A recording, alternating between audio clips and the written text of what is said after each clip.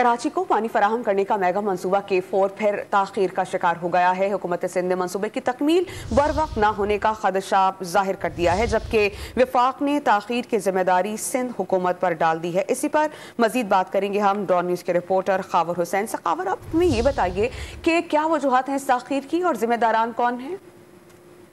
जी, कराची को पानी फराहम करने का मेगा मंसूबा K4 एक बार फिर ताखीर का शिकार होने का खदशा है।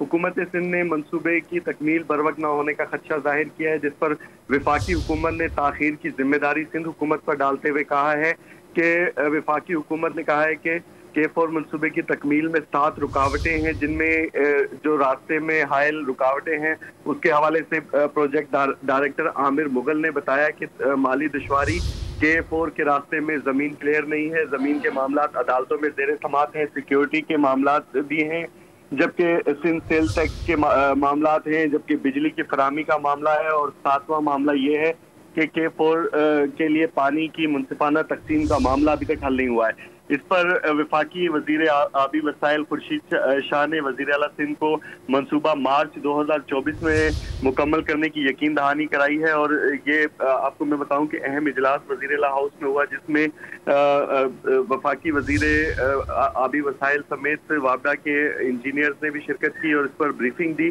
उनका ये कहना था कि PC1 के मुताबिक K4 का रास्ता साफ करवाना सिंध हुकूमत की जिम्मेदारी थी। अभी तक K4 के रास्ते में आने वाली जो जमीनें हैं वो साफ नहीं करवाई गई हैं, मामला अदालतों में ज़ेरे इल्तवा है, जिसकी वजह से मंसूबा मुकम्मल जो है बर वक्त तकमील पर नहीं पहुंच सकता। और चीनी शहरियों की सिक्योरिटी के हवाले से भी उन्होंने खदशात का इजहार किया है।